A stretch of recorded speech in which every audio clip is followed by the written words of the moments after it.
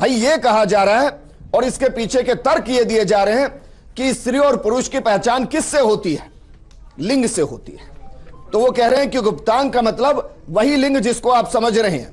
तो मैं तो सवाल एक और कर गया कि आपने किस योनि में जन्म लिया है, हालांकि उसका जवाब मिला नहीं, लेकिन आप जरा बताइए क्या है।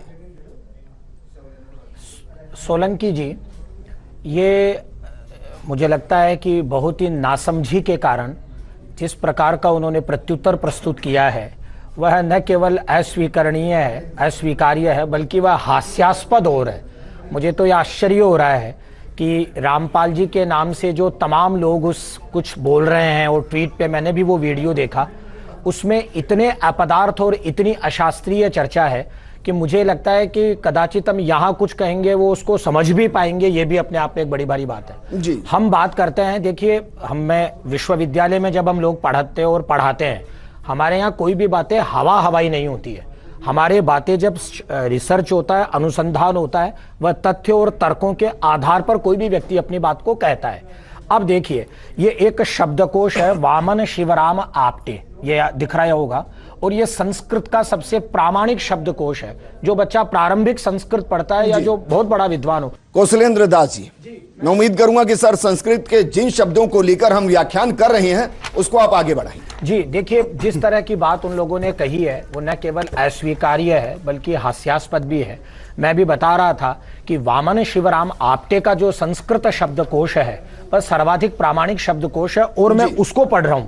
वहां लिंग शब्द का क्या अर्थ है वो आप देखिए। वे लिख रहे हैं निशान, चिन्ह, निशानी, प्रारूप, बिल्ला, प्रतीक, विभेदक, चिन्ह, लक्षण।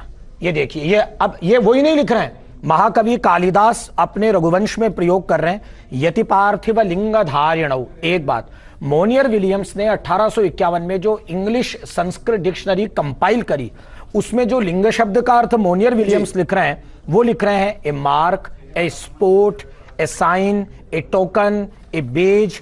अब आप देखिए, ऐसा नहीं है कि इस शब्द को लिंगी शब्द की हमारे यहाँ इतनी चर्चा है सोलंकी जी कि मुझे जानकर के आश्चर्य हो रहा है। और यदि एक मिनट के लिए उनकी बात को हम मान लेते हैं, वो कह रहे हैं कि साहब ये तो पुरुष जननेंद्रिय है।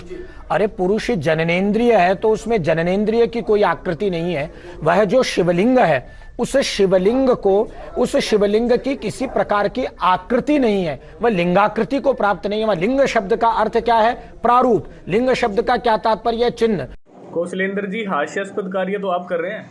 आपने जिस वामन शिवराम आपटे जी के हिंदी संस्कृत शब्दकोश का जिक्र किया है उसमें लिंग के कुल 14 अर्थ हैं, और आपने उनको चतुरता दिखाते हुए न तो स्क्रीन पर पढ़ा पूरा, न ही जनता को दिखाया।